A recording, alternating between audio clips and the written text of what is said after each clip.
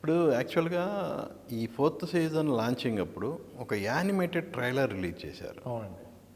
So animated ట్రైలర్కి to be ఓపెన్గా చెప్పుకోవాలంటే చాలామంది డిసప్పాయింట్ చేసింది. అది మీ ఇన్ హౌస్లో దాని మీద ఎలాంటి చర్చ జరిగింది?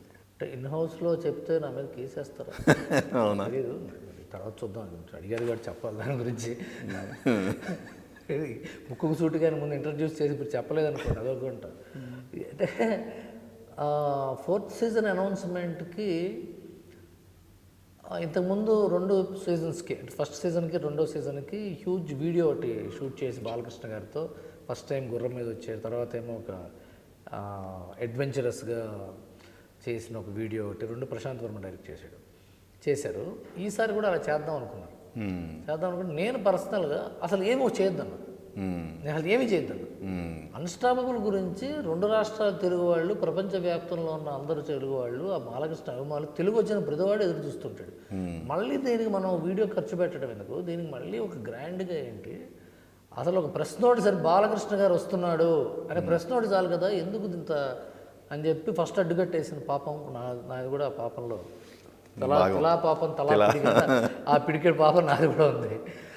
ఆ తర్వాత 2 కాదు కదా ఏదైనా చేస్తే బాగుంటుంది అన్నప్పుడు ప్రెస్ మీట్ అనేది అన్నపూర్ణలో చేశారు. మీకు తెలుసు, అందరూ వచ్చినట్టున్నారు ప్రెస్ మీట్కి.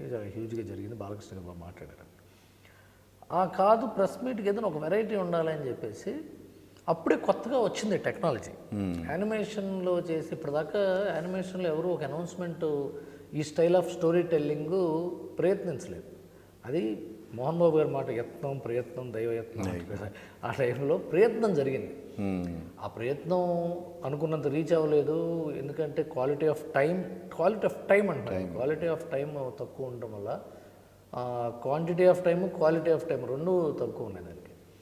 సో అది అనుకున్నంత రీచ్ అవ్వలేదని మేము కూడా గ్రహించినట్టే మంది కాదు. But we wanted to do something really new.